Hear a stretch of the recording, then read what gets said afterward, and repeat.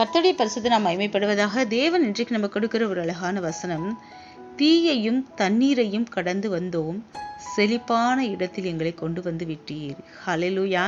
பாருங்க, தீக்குள்ள கிடந்த ஷாத்ராக், மேஷாக், ஆபேத்நேகோவை தேவன் வெளியே கொண்டு வந்தது எதற்காக அப்படின்னு பார்த்தீங்கன்னா, தேவ நாமத்தை மகிமைப்படுத்துவதற்காக. தண்ணியை பாருங்க, செங்கடலை பிளந்து யோர்தானை கடந்து தன் ஜனங்களை கொண்டு வந்தது ஒரு செழிப்பான கானான் தேசத்துக்குள்ள கொண்டு வர்றதுக்காக.